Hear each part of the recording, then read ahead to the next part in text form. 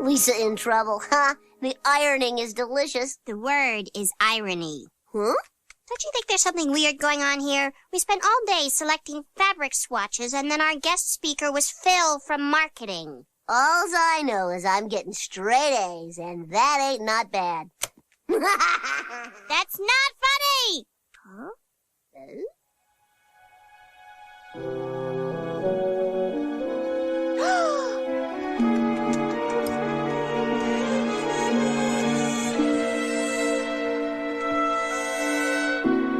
They're spying on us. Why would they do that? I see you. Give me a hug. Four-finger discount, dude.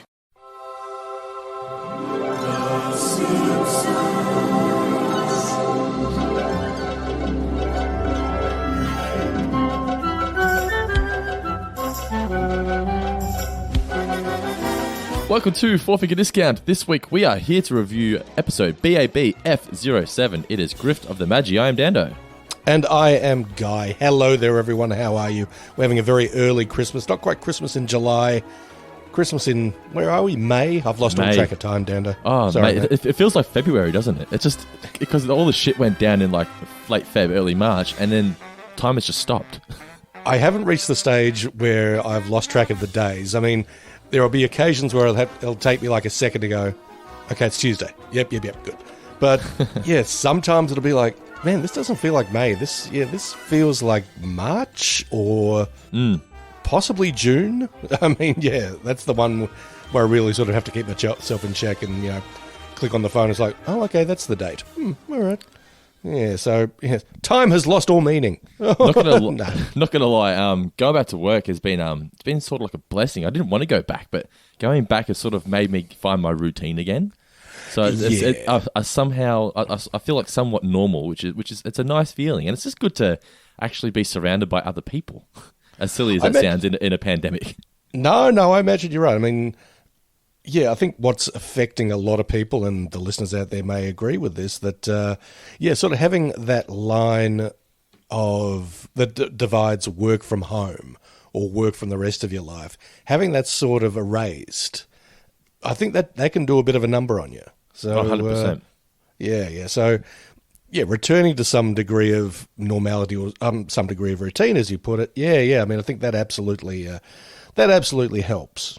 And what's been nice is I invested in a new lens. So for all this time, I've been wanting a new camera lens where it's called a 24 to 70 mil lens. So it means you can film things that are a bit closer. Because I only had a 70 to 200, which was a really good zoom lens, but it was hard to film shit. But now that I bought this new lens, I'm finally able to film some Nerd Daddies with little Elliot, and it's been great. I'd noticed they have gone up online. I believe they are proving quite popular. Everybody loves that Elliot. Yes, not me, Elliot. Not so much, not Dando so much, but monetizing my son at the age of 18 months. Why else would you have kids? I have no idea. You know what, though? This episode, I'm an absolute sucker for Christmas episodes. I'm just a big kid when it comes to Christmas time. And it was just nice to have a somewhat wholesome episode in what has been a shit period of our lives. Look, I'm a bit of I'm a fan of Christmas as well. I'm not a huge Christmas guy. I mean, if we're going to be talking about favorite holiday periods of the year, Easter is mine, and not just because of the chocolate. You like just settling down with a movie marathon and hot cross buns and shit, yeah? Pretty much, yes. On Good Friday, that's make Good Friday great Friday is my motto. But look, I'm partial to Christmas. Having said that, I wasn't mad on this episode. I mean, look, I didn't hate it, but it just felt like there's not a lot here. This is to use a pretty laboured analogy. This is the pair of socks you get as a Christmas present. It's like they're nice socks. They're not bad, and I'll probably get use out of them. But I don't know. I would have liked a new bike or something else. But look, what about Gary Coleman? It was fantastic. Well, that's the other thing. I mean, look, this maybe outs me as a person who is just bereft of heart and soul. I'm not a huge Gary Coleman guy either. I was never that big on Different Strokes when I was growing up. And I don't know, Gary always seemed a little one note to me. That's a pretty cold and cruel thing to say, I'm sure. But What I liked about it, though, is that he was willing to take the piss out of himself in this. he certainly did. But That man, my favorite moment. I know I've skipped way ahead, but my favorite moment is him having a phone call with himself. I must admit that there was a lot of stuff in here that was a bit sort of, let's say, bleak. I mean, the whole roundup at the end where, the great Clarence Clements from the E Street Band acts as narrator and basically does a bit of a riff on Dickens' A Christmas Carol. I mean, when you cut to Mo and he's got his head in the oven with a sign on his back saying, "No funeral." Which is so funny. That shot gets used so much for memes. Oh, absolutely. But also, the bit with Coleman talking on the phone, it's like, oh, yeah, it's a bit sad for this guy. Maybe it's because, I don't know, I mean, I wasn't pursuing stories about Gary Coleman in the tabloid press or anything like that, but occasionally something came up, it's like, yeah, things didn't go too well for Gary after different strokes and all that kind of stuff. He didn't invest his money wisely or he got ripped off or whatever. Had to actually work as a security guard at some stage. I know. So, I don't know, maybe I just... I think I've got a combination of look, you're not my particular cup of tea, Gary Oldman. Sorry, Gary. Gary Oldman, I like. Gary Oldman, I like. Gary Coleman, I can take or leave. And Gary Coleman in Fifth Element. or him in Batman Begins as Commissioner Gordon. What you talking about, Bruce? What you talking about, Joker? That's a very good Coleman. You do a good Gary. So it's a combination of my slight disinterest in him, and just the fact that he's a bit of a sad showbiz story. In fact, there are a lot of sad showbiz stories came out of Different Strokes, as far as I can tell. I mean, certainly for the kids. I mean, I think Todd Bridges did it tough there for a while. I think Crack got a hold of him, and I think Dana Plato. What was her character's name? Kimberly? I think she was Kimberly. I can't remember, but she went way off the rails, apparently. She went off the rails. I don't know if she ended up doing porn. I think she may have... I'm currently on a work laptop, so I won't check that just yet. Good thinking. You've got Google, people. By all means, check out if she actually did go into Playboy or, even Hustler. I think it was probably Playboy. What I did like about this, though, besides the Gary Coleman and whatnot, was that all the Christmas episodes up to this point have been Bart-centric episodes where Bart has ruined Christmas in some way. So in the first episode, he gets the tattoo and they have to spend the family savings to get the tattoo removed. You've got the episode Marge Be Not Proud where he steals the Bone Storm game and gets caught, and then Marge is really upset with him and sort of ruins Christmas. Then in Miracle on Evergreen Terrace, he accidentally burns down the Christmas tree. So it's always Bart ruins Christmas in some way. Where this one took a completely different angle, so it was just refreshing. That would be a pleasant change. I mean, I think there's only so many times you can go to the Bart ruins Christmas well. 100%, yeah. But still, yeah, I mean, I can completely understand why you didn't like it. I enjoyed it. It wasn't the greatest of the season, but I still enjoyed it. It was just a satire of the commercialization of Christmas, sort of following that hot toy concept, sort of like the Turbo Man from Jingle All the Way. Yeah. Like where every Christmas there's that one toy. I mean, when I was growing up, you had the Tickle Me Elmos and it was the Furbies. I think last year if Disney had leaked the Baby Yoda in time, or Mandalorian had all this a little bit earlier, Baby Yoda would have been everywhere under the Christmas tree around the world. Like, I think every single Christmas tree, or at least 50 to 60% of the Christmas trees in the world would have had a Baby Yoda underneath them last year. Oh yeah, your Dito would have been all over the shop. Yeah. All over the place. And he still might be this year, but just not. It won't be as fresh and hot as what he was last year. You know what I mean? Can you imagine if there was a life-size Baby Yoda talking plush or something, which is coming out soon, available pop culture. But smoothly played, mate. But can you imagine if that was in time for Christmas last year? It would have been huge. You would have had so many happy children just cuddling their Yoditos. Happy Dandos.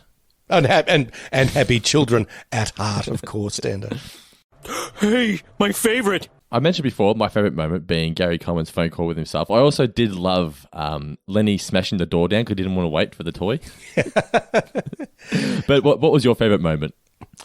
Look, I am always very, very happy when Fat Tony shows up. I'm a big fan of Joe Montana. It wasn't a line in this particular episode, but one line of Fat Tony's that I've always sort of used or just sort of say to amuse myself whenever it's like, Where is the money? My wife is always asking, where is the money? The money. But that was one of my favorite things. My other favorite thing was, and this is something I've noticed about The Simpsons. I mean, I didn't remember much about Grift of the Magi before actually rewatching this episode. But something that had always stuck with me, and I'd forgotten it was in this episode, was Chief Wiggum's impression of Ed Sullivan. Oh, yeah. I just look, really big shoe. Really big shoe. Yeah, Really that's it. Really big. And for some reason, that had always lingered with me because, do you ever have something where you just say it for the fun of it and it just makes you feel good to say it? It just feels good in your mouth. Yeah. I mean, I don't do an Ed Sullivan impersonation. I mean, I don't know if many of our listeners would know who Ed Sullivan was beyond the odd reference on The Simpsons. I mean, he was like... he brought the Beatles to America. He brought the Beatles to America. That's right. He had his sort of Tonight Show. For some reason, yeah, I'd always just loved Chief Wiggum doing Ed Sullivan. I'd find myself on occasion just saying, really big shoe. You got to say they're really big afterwards as well. Really big. And then when it popped up in this episode, I'm like, oh, I'm so happy. Yeah. Doesn't take much to cheer me up. But I find that with these later episodes, or I say later, it's only season 11, but I find with these ones like post-Golden Era, that occasionally a line pops up and you just always thought that it was part of like the first, say, 10 seasons, but it wasn't. Sort of like Stupid Sexy Flanders and... Yeah. So that one probably my two favourites. The fact that, Joe Montana showed up as Fat Tony, and that we got the Ed Sullivan impression from Chief Wiggum. Next question. You there, eating the paste. Trivia for this week. All right, I'm going to kick off this week. Is that okay, Mr. Davis? Oh, yeah, fine. Go ahead. Yes, absolutely. Which act is Springfield Elementary almost in compliance with? Oh, did it have a long sort of technical name, or was it just the Disability Act of... Americans with Disabilities Act of 1975. Oh, I knew it was something... I knew it had disability in it, but the rest of it, no. So, yeah. I'm going to take the L on that one. 0 points to G. Davis. Oh, okay then. Let's try and level this up. Fat Tony's Construction Company, what is its name? Shit. Valdazzo Brothers Olive Oil? That is correct. 100%. Well done. What three things were the ramps made of? Breadsticks, shellac, Yes. and paint. Paint. Well done, sir. Nice. Righty. What's your next question? What are the three charities that Mr. Burns would basically ignore and get quite snarky about? What three charities? Yes. No idea. I can't remember. Damn it. Homer points out that they are... He'll release the hounds on Feed the Children, Save the Whales, even release the hounds. I did love Burns's focus. It's a play, sir. What was Lisa caught working on in class? Oh, was it just maths? Or was... Oh, Venn diagrams. Well done. Because I'm a sucker for a good Venn diagram. I don't know. I will occasionally... A good humorous Venn diagram will just give me a good belly laugh, I must say. I find them very whimsical japes. I occasionally link to a few on my Facebook page, and I'm going to start sharing a few with the patrons because you deserve to be as amused as I am, folks. 100%. When Milhouse is when the kids are asked about the perfect toy and the traits that it should have, Milhouse has a lot of opinions about its eyes. What are the three things that he thinks the eyes should be? I can't remember, but it's hilarious. Can you come back to me? What were they? They were telescopes. Oh, periscopes. Yes. Microscopes. Which basketball player was in the Krusty the Clown Christmas special? I was going to ask something along these lines, so I will tell you that it is Patrick Ewing. That is correct, who has been a big part of the Michael Jordan documentary currently on Netflix. I've got to start watching The Last Dance. Last Dance? You do. It's fucking, once you start, you won't stop, man. It's great. Well, let's wrap this up so I can go watch some Netflix. Now, you mentioned Clarence Clemens before, actually. Yeah, he was a narrator. Here's one extra trivia question for you. Oh. Which TV show did he first appear on? Because he's appeared on many shows throughout the years. Which one was the first one for him to appear on? I have absolutely no idea. Mid-80s. Mid-80s. Sitcom. Kind of relevant to this episode. Oh, let's see. Different Strokes. Oh my God, for real? Yeah. Oh, did he appear as himself, or was he? No, I think he played a character of some kind. Didn't play himself, but yeah, Different Strokes in 1985. He was. Yeah, I kept forgetting that Clarence would occasionally pop up in other things. I mean, he was in Bill and Ted's Excellent Adventure, wasn't he? He was. Yes, he definitely was. Yeah, I can't wait for number 3 to eventually come out when they start releasing movies again. Indeed. I was a big fan of Clarence Clements, and I saw Springsteen live twice, actually, when he came out to Australia, and the first time I saw him was not long after Clarence Clement died, and Springsteen he did a bit of a tribute. I'm sure he was doing a tribute to Clarence Clemens every night, but I mean, it was clear that he just had so much love and respect and affection for the guy, and that he really missed him and not just missed what he brought to the stage, but just missed being around him.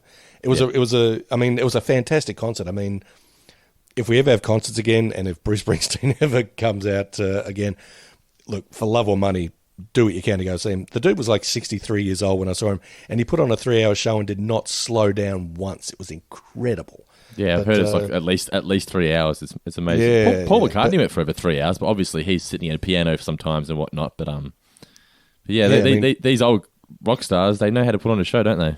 Oh, absolutely. But yeah, the whole his whole tribute to Clarence Clemens was just it was really touching, incredibly moving. So I'm a big fan of Clarence Clemens. So it was nice to hear his dulcet tones over the end of this.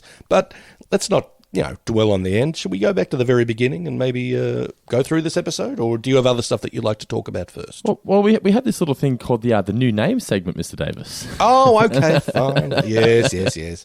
From this day forward, your names will be...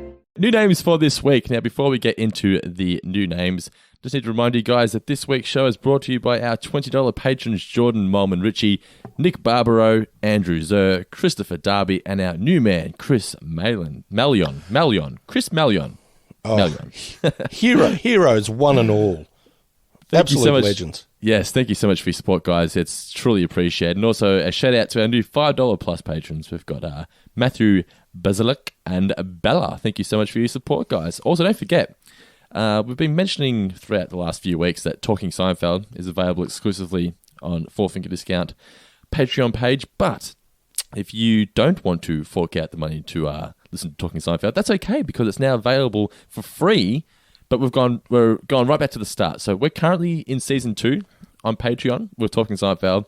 But if you go to talkingseinfeld.podbean.com, I'll put a link in the description of this podcast. You'll be able to find Talking Seinfeld, where we've got the intro episode where we just talk about our love for the show, as well as the review of Seinfeld Chronicles. They are available right now for free at talkingseinfeld.podbean.com. So if you want to check out Talking Seinfeld, do so. I highly suggest that if you're a fan of the show, you will appreciate the podcast. It's just a great excuse to go back and watch one of the greatest sitcoms of all time. So yeah, if you like Seinfeld, check out Talking Seinfeld, talkingseinfeld.podbean.com. But now we have the new name segment. So I'll run through the leaderboard before Guy runs through his notable mentions and his top 3 for the week. So in 3rd position, we have Jimmy Farrugia on 7. In 2nd position, 1 point more than Jimmy, we have Andrew Parker on 8. And number 1 on 10 points is Gear. Got Road Harry Hill. So what have we got this week, Mr. Davis? I just want to first of all congratulate you on that marvellous, convincing, persuasive spiel about Seinfeld. By all means, listen to it, folks. I can't believe you said it's... First of all, never say it's not okay to not spend money. Spend money. No. No, but by all means, listen to Seinfeld. But now it's time, you're right, for new titles. Look, one or two honourable mentions in here, and also a request from our pal Alistair Dunnock, or Dunnock. But he has come up with a little song stanza that he has requested that I sing. I don't know why he wants this, but I'm happy to... anything for you, Alistair. Anything for you, mate. So here we go. Either turn up the volume or unplug your headphones accordingly. Everybody have funzo tonight. Gary Coleman Wang Chung tonight. That's There we go. That's awesome. Alistair, if you want to write a whole song, I will happily sing it for you for a small fee. Here we go. So if you want to be a new $50 patron, Guy will sing your song for you. Yes, indeed. All right. I know. I enjoyed that. Thank you, sir. Oh, no worries. It's my pleasure. Look, before we get to the 3, 2, 1 of it all, Mark Boston Burgess actually came up with another sort of riff on a song. This one was Bad Toys, What You Gonna Do? It's a little long for a title. It's good. You're not wrong. To which Keith Netham came up with a very up-of-the-moment reply, Bad Toys for Life, a riff on Bad Boys for Life, which is now available, I think, on streaming or disc, or well, you can find it somewhere. But anyway, let's go to the whole 3, 2, 1, and actually, Mark Boston Burgess is 1 point this round. Position. Yes, for Away in a Coal Manger. So you got a Away in a Coal Manger. I don't know. You got to do a little twisting and turning to sort of get it just right. But I like the wordplay in it. So that's his first appearance on the leaderboard. 1 point to Mark Boston Burgess. He had an honourable mention and a point. So welcome to the leaderboard, Mark Boston Burgess. Is he paying you on the side? Absolutely not. He's paying me up front. I just like saying Mark Boston Burgess. It sounds like a hamburger place. Boston Burgess. Come down to Boston Burgess. In the number 2 spot, our old pal, Andrew Parker. Also, before we shout out the 2-point winning entry, he also gets a honourable mention for Prawn Galaxy Quest. Ooh, I like it. Good. It's not bad. But I've never seen Galaxy Quest in full. Oh, dude, for real? Delightful fun, is it? Sounds like you're going to tell me it was a good movie. It's a effing great movie. Really? Oh, yeah. Galaxy Quest is very, very beloved by people of not just tasteless people like me, but people of great taste. I mean, you've got Tim Allen. That's the thing. It's that and Toy Stories. Oh, and the Toy Stories. Probably the best things that. Yeah.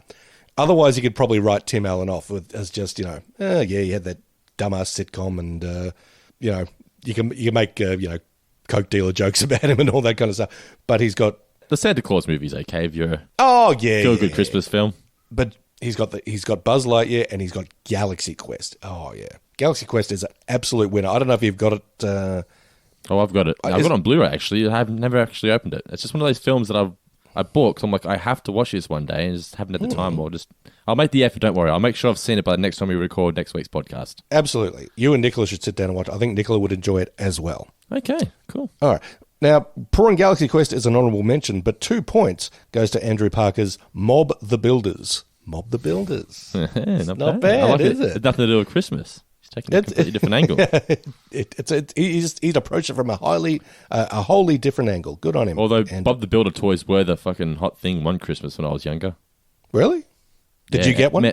No. I was never into it. I think I was a little bit too old, but it was sort of like, I think my sister, she was like right into the Teletubbies, and he was like the next thing after Teletubbies, I think. Wow. Yeah. Oh, God, Teletubbies. Yeah, they were huge, man. They were indeed. So that means Andrew Parker is now tied in first position with Gearoid. Now, at the top of the dais this time around. Now, yes, this may be his first appearance, but it's Tim McFarlane. Yeah, we don't have him on the leaderboard yet. Oh. Okay, well, he's coming out strong with 3 points for A Lump of Coleman in Your Stocking. It's Christmas related. It's Coleman related. I'm glad there's someone with Coleman in the title, because I wanted Coleman to get some mentions. Yeah. Well, Mark Boston Burgess. Let me just say that name again. Mark Boston Burgess. Did say Away in a Coleman joke. Yes. So, close enough. But, this is A Lump of Coleman in Your Stocking. I'm a big fan of it. 3 points. Tim McFarlane, welcome to the leaderboard, son.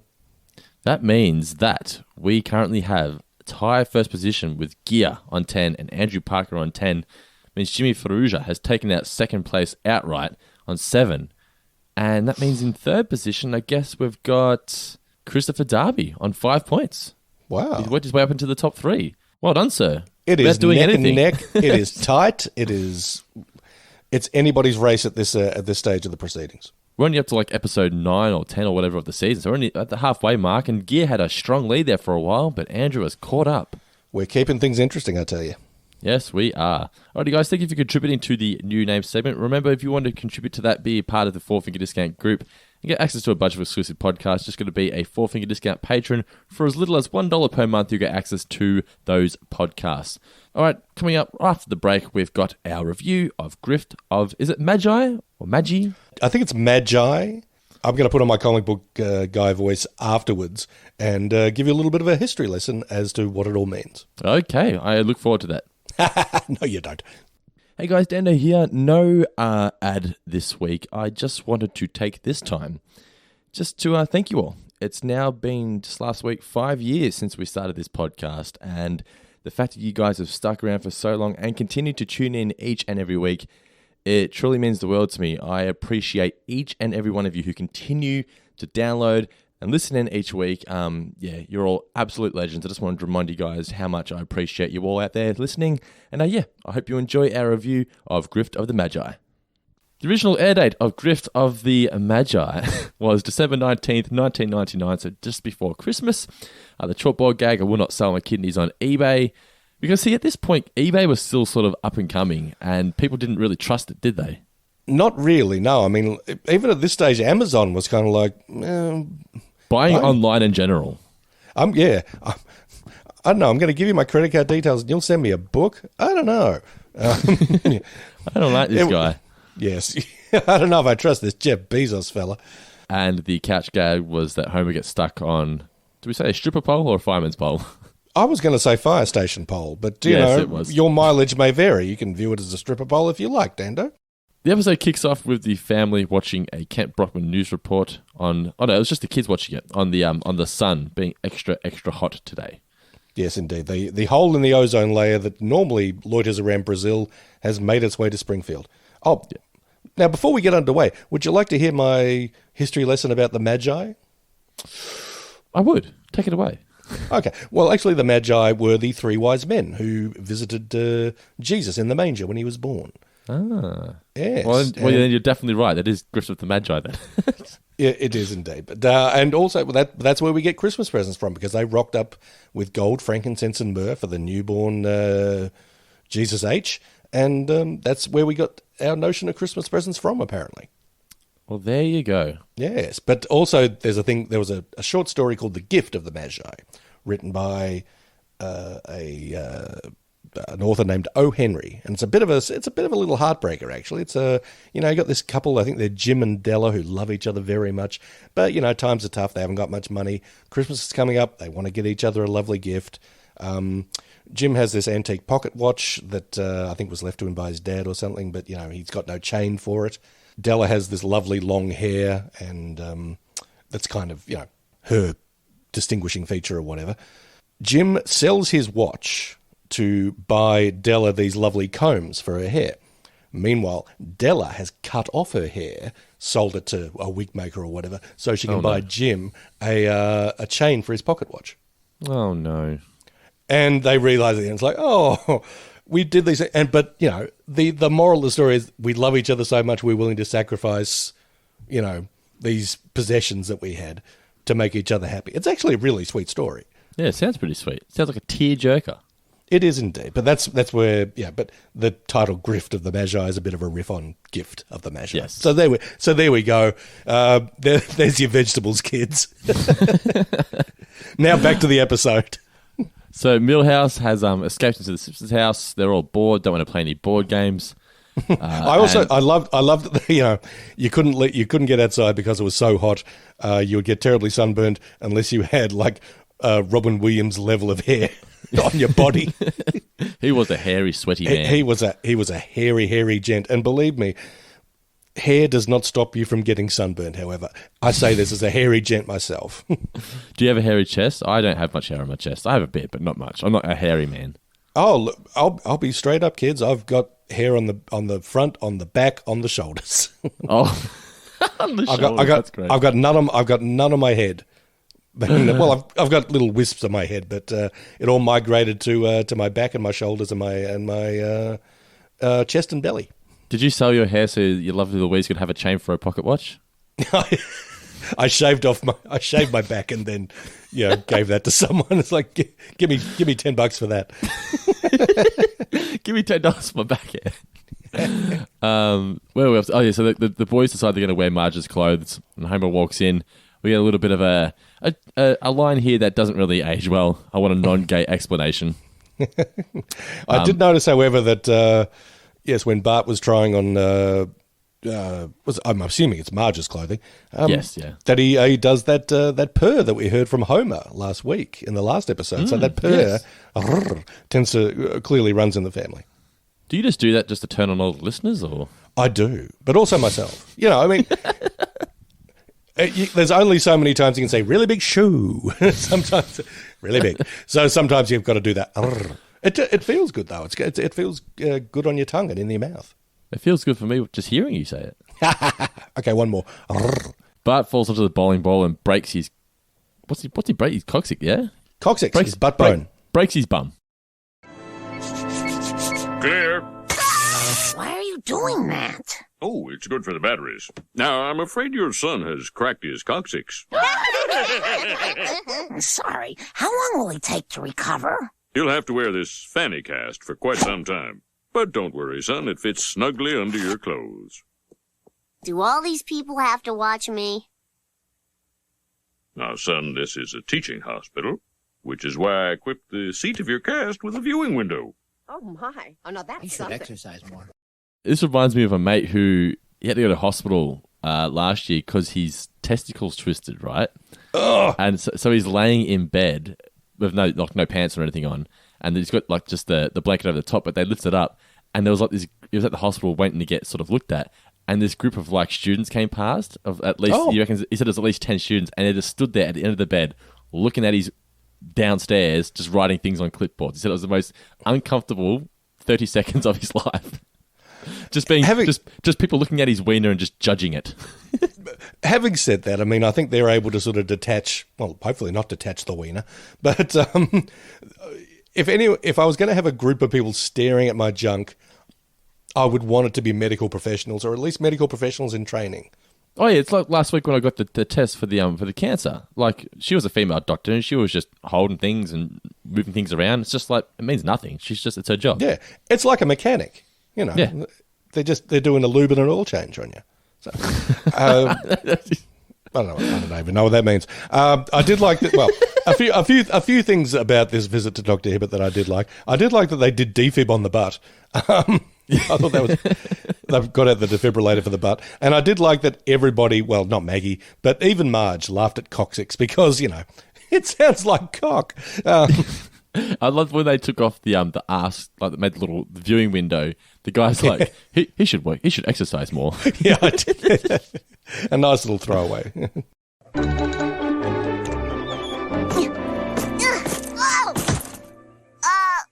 help.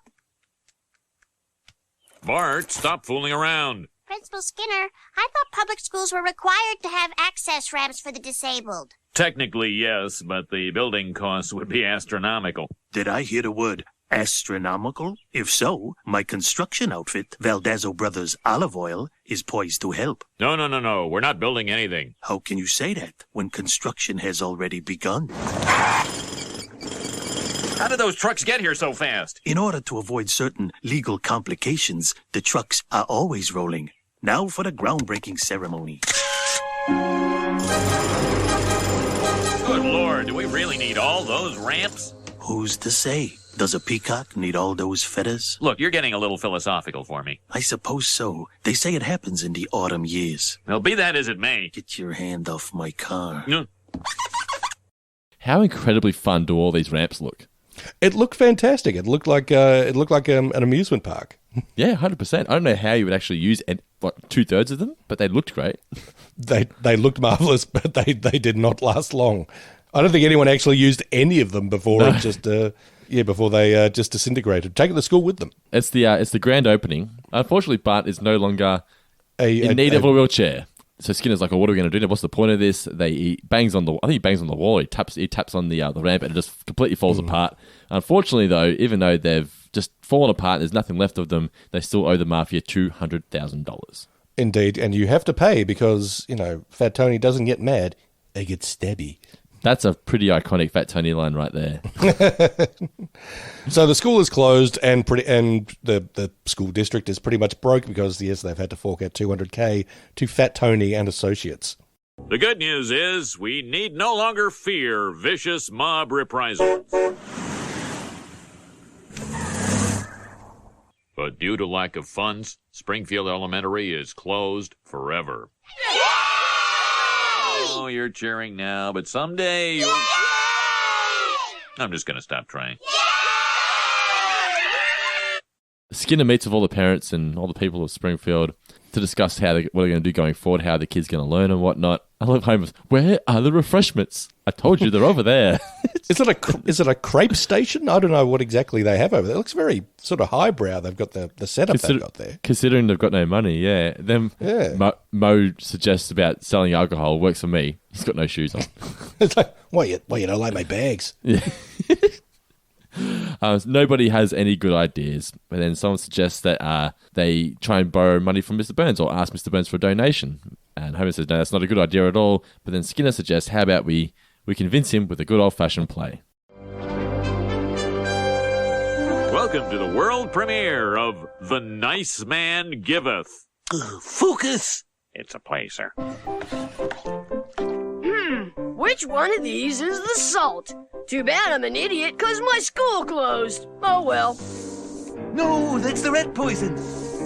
And freeze. Now, who in Springfield will eat the poisoned broth? Whoa, it could be anyone, even Mr. Burns. This play really speaks to me. Woo, woo, woo, woo, woo, woo! I can't take Mr. Burns to the hospital because I'm too dumb to read a map. Oh, why did my school have to close? Hello, I'm Dr. Stupid. I'm going to take out your liver bones. Oops, you're dead. I never liked that Dr. Stupid. Mr. Burns, I'll be honest. We had a hidden agenda tonight. No! The holiday season is approaching, and these children need a school. Charity, eh? Yes, I'd be more than happy to. Oh, it's doing that thing again. Burns loves his trapdoors, doesn't he? But they never seem He to does work. indeed. Yeah, I'm still wrapping my head around the physics of that. Look, I was quite partial to the play, The Nice Man Giveth, a play on The Iceman Cometh, a play by Eugene O'Neill. There you They're go, pretty kids. convincing. More vegetables for you. Yeah, especially Ralph as, hi, I'm Dr. Stupid. I'm going to take out your liver bones. And I love the cutaway to Mr. Burns. I never liked that Dr. Stupid. Oh, man. All right, but it's all for naught. They're not getting any money out of Mr. Burns. They're watching the Spanish version of Judge Judy. Now, Bumblebee Man is Judge Judy in this show, but it's his ex-wife who is the plaintiff. She leaves him in 22 short films about Springfield, and now she's obviously divorcing some other schmo. Yeah, I did not know that.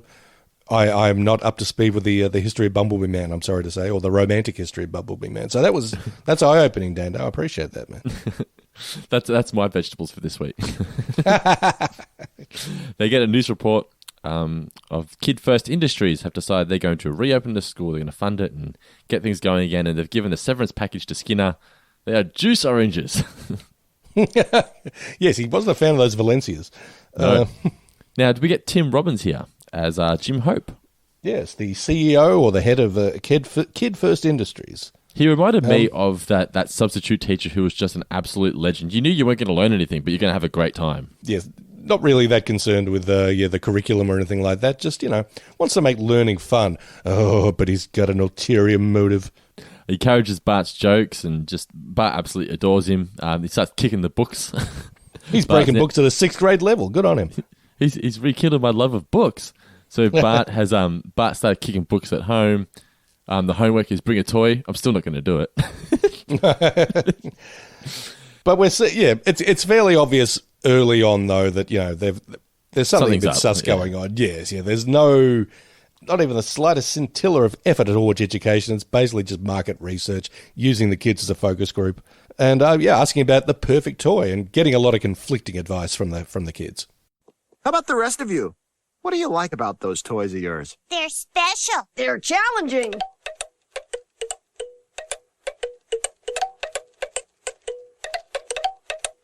Very good.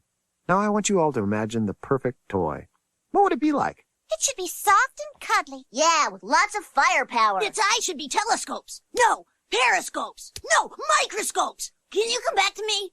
It should be full of surprises. It should never stop dancing. It should need accessories. Now that's market research you can take to the bank. The money bank. Yeah, and we get the reveal once they're having a class discussion about their favourite toys, that Lindsay Nagel is back there talking about how they're going to use this research to build the ultimate toy for Christmas. The only question I have for this episode is that it's obviously close to Christmas at this point, right? Yeah. So how in God's name did they get these toys designed, manufactured, and released in time for Christmas? You have clearly spent too much time at pop culture. I work in the toy industry. I know that's a fucking 18-month process. Yeah, the turnaround is just not that quick. But I don't know. I trust Lindsay Nagel. I mean, she gets the job done. She gets the job done, and I must admit, I laughed probably more than I should about. You can take that to the bank, the money bank. What? But just one of those dumb lines that you can't help but love. Fun toys are fun. Well said, Ralph. But we're trying to come up with a name for a toy. Mrs. Fun? Not bad. Fun? Ralph, there are no right or wrong answers, but if you don't pipe down, I'm giving you an F. The before teacher yelled at me, too. No one's yelling. We're just brainstorming names. Lisa, any ideas? Oh, name with fun, Fungus, Funzo, Attila the Fun. Lisa, are you doing math? Just a few Venn diagrams. There's more under her chair. Poor Lisa's just trying to learn something, and they're just not letting her. But, she's also pretty quick on the draw. When asked for a fun name, she comes up with Attila the Fun that I thought was pretty good. But also, drops the name Funzo. Yeah, just slides it in there. But it doesn't get acknowledged yet, though. You know what I mean? Not just yet. Lisa is doing detention, which is, I think, the second time we've seen her writing on the chalkboard in the series run. The first time was when she got caught laughing at Nelson Muntz. Bart gives her a bit of stick for that. Yeah, so Bart arrives, hangs shit on her because he's normally the one writing on the board, turns the light off. Before she turns the light back on, she notices a light coming out from behind the chalkboard, and she discovers the secret room with the terrifying evil robot. Yes, in the dangerous broom cupboard. Broom closet? Broom cupboard. I don't know, whatever. That quote of "I see you," I've used in my life ever since. Whenever I'm just playing with somebody, like I do it with Elliot all the time. I see you. Give me a hug. Oh, that kid's not going to grow up warped at all. Lisa gets Wiggum out from home and brings Marge and Homer to show them the dangerous broom closet and how they're doing market research in there. This better be important, Lisa. I left Ralphie alone in the bathtub. Daddy, I'm ready to get out now. Over. This broom closet is not what it seems. It's a secret surveillance room guarded by a tiny evil robot. Ugh, is this gonna be like one of those horror movies where we open the door and everything's normal and we think you're crazy, but then there really is a killer robot and the next morning you find me impaled on a weather vane? Is that what this is, Lisa? To be fair, not all evil robots are killers. Listen, when you see what's inside, this... I don't understand. I could swear it was right here. Yeah, right, Mop Top, and I'm Ed Sullivan. Really big shoe. No, I can do it better. Really big shoe. Really big. That's it. We could have stopped the episode there and I would have been happy. But I mean, there's more to go and I'm happy about that too. Do you know, for me, I actually thought that the last act was the funniest with Gary Coleman. I thought Gary Coleman was the funniest part of this whole episode, but that's just me. Okay, well, we're going to agree to disagree on that part, Dando, but that's all right. That's what makes a horse race, mate. Kids are watching the Krusty Christmas special, and we get the Funzo commercial. It's the non-denominational holiday special, I believe. Yes, okay, yeah. And we get the Funzo commercial. I love that. If you don't have Funzo, you're nothing. I love that kid just throws away the puppy. And Lisa decides they're going to go, because she's annoyed that they've stolen her name and whatnot, they're going to go check it out. Did you notice here that their headquarters is called the Secret Headquarters? Quarters, with a glowing red neon sign. That's marvelous. Nice work, kid first. And we get my favourite moment where they tiptoe past Gary Coleman as the security guard. Get down, security guard. Hey, it's Gary Coleman. But the menu said galaxy of prawns. 3 prawns are hardly a galaxy. What do you mean your hands are tied? Let me talk to Mr. Kwan. I want to see how this turns out. The phone's not even plugged in. All right, you listen to me, Kwan. Hang on, I got another call. Yes, Mr. President, I can be in Washington right away. I just loved the look on the kids' faces after they realised that he's talking to himself. Yes. Oh, I thought it was great. Lisa confronts Jim and Lindsay, and because Coleman let them get past, they go in and fire him. What you talk about, Miss Neagle? she rehires him. I just love the prior to that, though, the fucking massive screaming karate kick that Coleman did. Just fighting nobody. Because I can imagine when he became an actual security guard that this is what he would have done. When there was nothing else to do. Just trying to put the fear of God into people, or the fear of Gary into people. Yeah. What does Jim Hope say here? Something along the lines of, the profits go to children. We're somebody's children. It's a nice bit of corporate justification from Jim there. Yes, I also like definitely. Jim and Lindsay Nagel in the hot tub just checking out the demand for funzo at the various shops, including, was it Carl or Lenny who broke down the door? You mentioned Lenny smashed the window down. Yeah, that's in a few moments. But Carl's there as well, and I think Carl's down for a bit of funzo as well. But he points out only 22 seconds from muttering to door smash. He's pretty happy. To be about $300 million, I believe, something along those Pretty lines. happy with those numbers, absolutely. Bart is offered a free funzo to keep quiet, which he takes.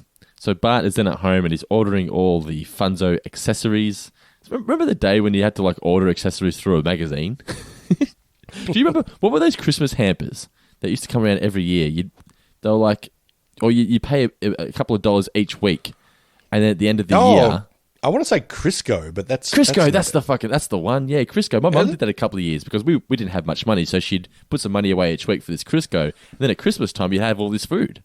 I think it's a pretty rad idea. I wish I had the discipline to Christmas is coming, so just put a few bucks aside each week, and then you can have a really rad Christmas. It's I think I'd rather spend my money now. And then complain at Christmas time that I have no money. Yes, that too.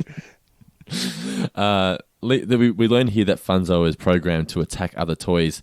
This is the only thing that sort of just made me go, come on, guys. When he's attacking the other toys and their faces change.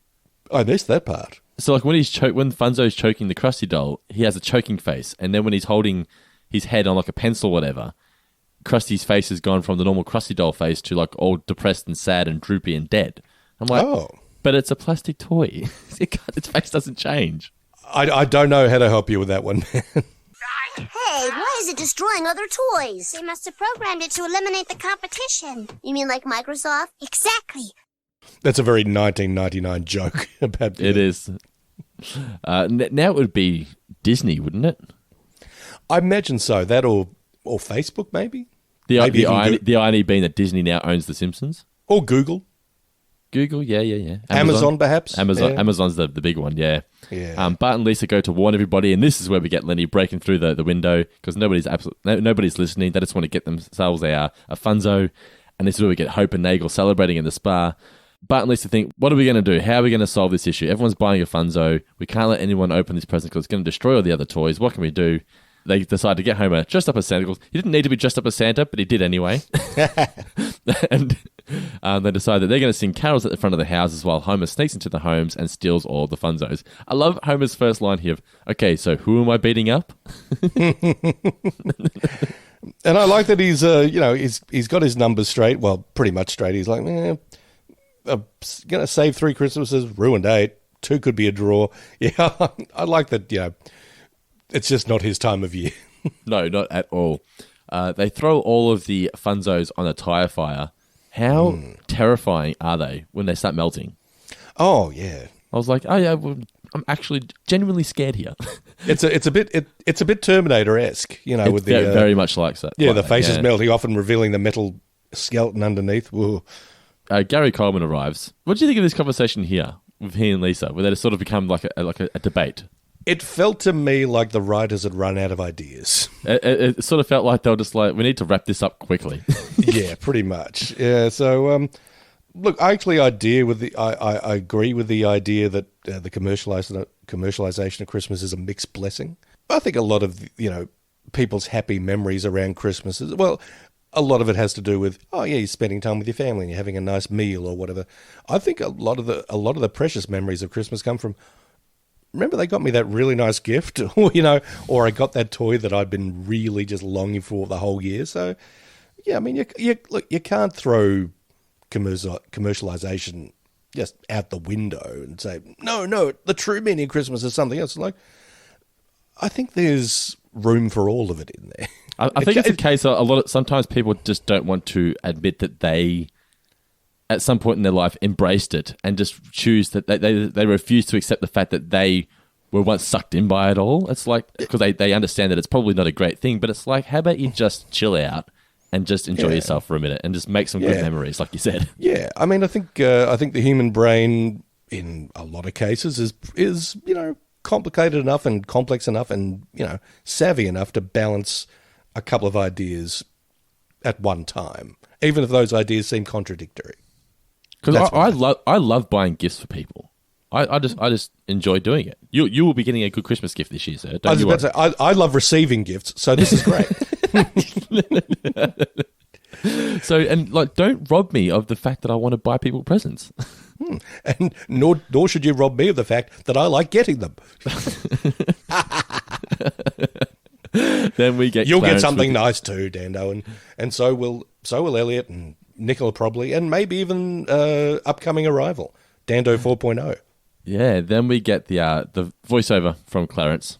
And so, Gary Coleman and the Simpsons argued long into the night. And then, as day broke, the spirit of the season entered their hearts. Let's just agree that the commercialization of Christmas is at best a mixed blessing. Amen. Amen. Love. Hey, look out!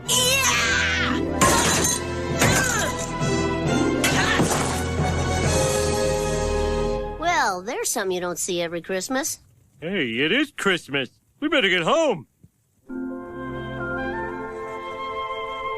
Hey, Dad, what do you think of...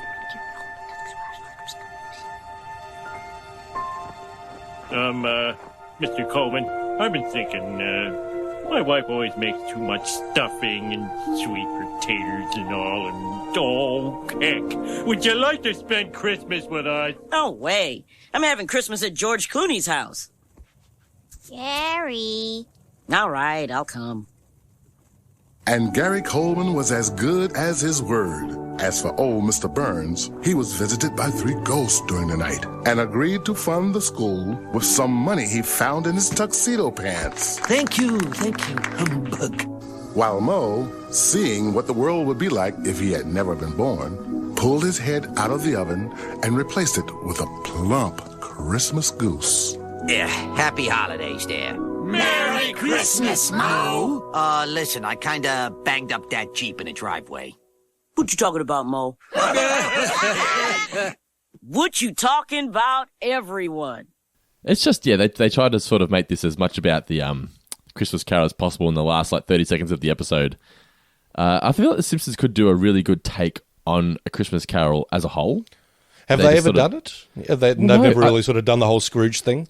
No, they just call it A Simpsons Christmas Carol or something and just do it as like a half-an-hour Christmas special. I think if The Simpsons had done that in the mid-90s, I feel like now it would be a tradition. I know the first episode of The Simpsons is the Christmas special and whatnot, but I feel like if even a full movie, like a movie-length episode for Disney Plus or something, I reckon that'd work a treat.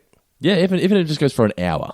Yeah, and get the best talent on board to do so. I mean, don't farm it out to the new kid on the writing staff. But like you do with the Simpsons movie, bring the original writers back and everything. Yeah, I think it's definitely something that the Simpsons should tackle. I think so as well. People people at Gracie Films, at Simpsons HQ, all that kind of business. You're on notice. Make a Christmas episode. You're on notice. But yeah, I mean, like I said, it's not the greatest episode. It's not nowhere near the best Christmas episodes. We're way past the best Christmas episodes now. The Simpsons. I understand you didn't enjoy it as much as I did.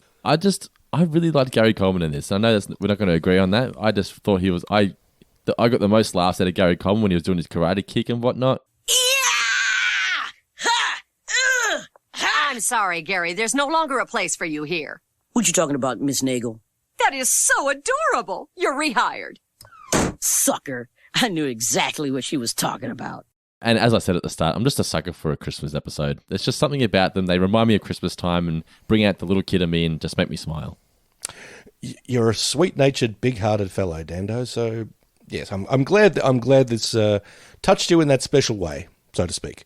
What did we learn, Palmer? What did you learn from the episode, Mr. Davis? Well, I'm allergic to prawns and all kinds of shellfish. So, you're allergic?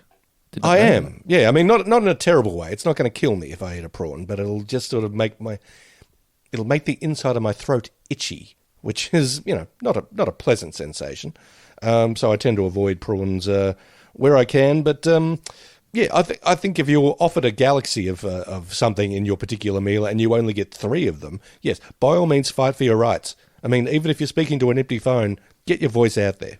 It's like when we used to get KFC when we were younger. My dad would always crack the shits when he only got 2 drumsticks. And I was trying to explain to him, Dad, there's only 2 drumsticks on a chicken. Like, he's like, I bought an 8-pack. There should be at least 4 drumsticks. I'm like, no, Dad. There's 8 pieces of chicken per chicken. Are you talking about, was this KFC that you'd go to? KFC chicken, yeah. I am attempting to make tonight KFC nuggets from scratch. I made McNuggets the other week.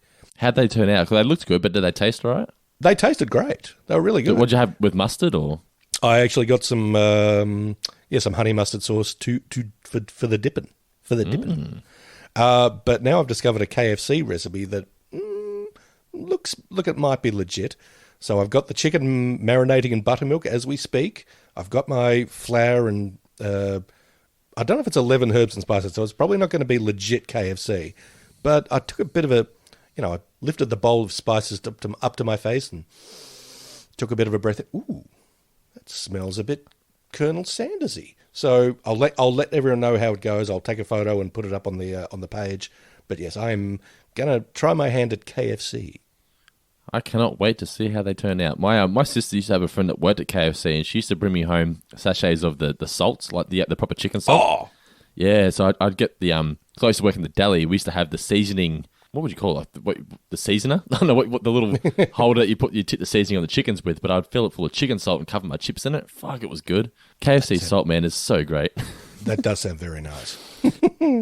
It's the patron mailbag time. Patron mailbag. This week we have got a few questions coming through. I think they're mostly toy related, if I remember correctly. Here we go. Andrew Parker. Which toy is creepiest when without their outer coating? Anything that's animatronic, I guess. I guess so. I mean, yeah, Andrew, I'm not a Sid from Toy Story. I'm not someone who sort of dismantles their toys all that much. I mean, I do remember growing up. Of course, we've had the Planet of the Apes reboot, but I mean, Planet of the Apes was very much a 60s and 70s thing. I think I had like a couple of Planet of the Apes action figures. Mm-hmm. And, the thing was, well, if you're a curious child like me, you didn't sort of dismantle them, but you did want to see what was underneath the ape clothing, so to speak. So you'd strip them naked. They had an ape head, but like a human body. Oh, really? And I was like, something's not quite right here. I mean, I'm a big believer in the theory of evolution, of course, but this doesn't seem natural. Jennifer McKay says, did any toys scare you as a kid? I remember I got my a mask out of a show bag that just terrified me. And my sister would like wear it just to scare me sometimes. Oh. Do you remember what sort of mask was it? Like a clown? It was like a demon with horns, like a red, kind of like, have you ever seen Bill and Ted's Bogus Journey? I have. Kind of look like the devil in that. Oh. Or do you know in Star Wars, New Hope, that red devil-looking thing in the cantina? Oh, yeah. Kind of like that. I don't think I was ever scared by a toy as a child, to the best of my recollection. If I have, I've suppressed that shit way down. The toys in Mum and Dad's drawers, maybe? Oh, you saucy gent. What else we got here? Keith Nedham says, if you had a toy that destroyed other toys, would you purposely have it destroy friends' toys just because they have it and you don't? I feel like there's some sort of frustration here that Keith's holding on to from when he was a child. This feels like... Have you seen Blade Runner? Yes, yeah. You know, at the very start when they're sort of where the guy shoots the where they're asking those moral questions about, you flip that tortoise on its back. Why would I do that? It's like, Keith, why would I have my destroying toy destroy my friend's toy? Are you trying to trick me, Keith? Are you trying to make me admit that I'm a bad person? I think you might be. Dylan Haggett says, have either of you fallen prey to a fad and look back on it and wonder what were you thinking? Buying pasta and rice about 4 weeks ago. Toilet paper. I actually bought bottled water, which I normally don't do. I mean, we've got perfectly good shit coming out the tap. But I was in the supermarket at the very sort of start of this whole thing when there was no toilet paper and, rice was starting knocking old ladies out of the way. Yeah, and I was like, there was one 24-pack of bottled water left on the shelf, and I thought, just in case. And now it's just gathering dust. So in the back room. You got to keep that as a reminder. Don't ever fall for this shit again. Pretty much, yeah. But in terms of like fads, like pogs or some shit like that, I don't know. Not really. I was very big into like trading cards when I was young. I mean, of course, footy cards. I mean, AFL or VFL football cards, Australian rules football cards. But Star Wars cards were also pretty big. Well, I've got the Star Wars cards on the wall here in the studio. The original 1977 series. But I'll tell you one that was very big when I was quite a young lad. Were Kiss, the band. Oh, you could get you could get Kiss trading cards. Do they come with bubble gum?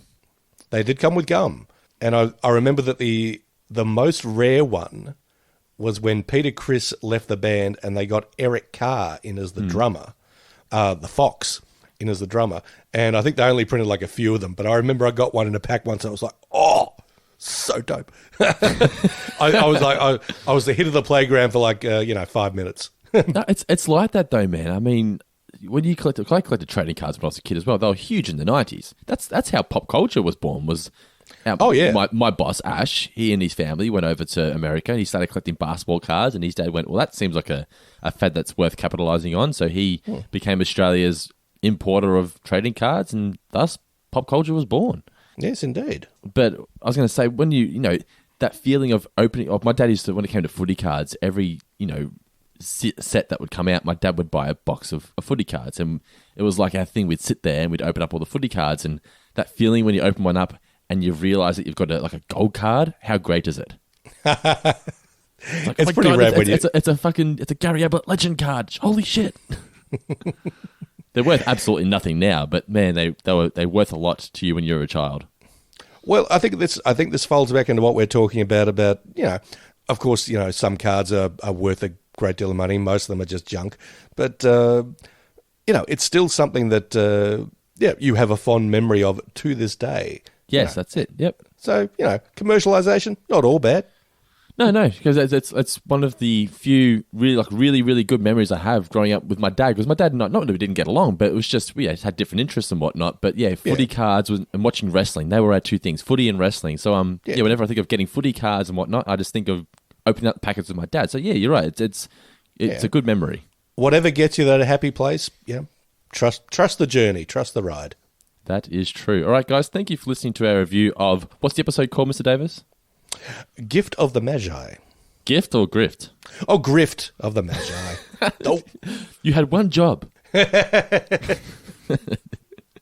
Next week, we're going to be reviewing the episode Little Big Mum. So don't forget, guys, if you like Seinfeld, Talking Seinfeld is now available for free. It's just, a season behind. So if you want to get straight up to season 2, just got to be a patron.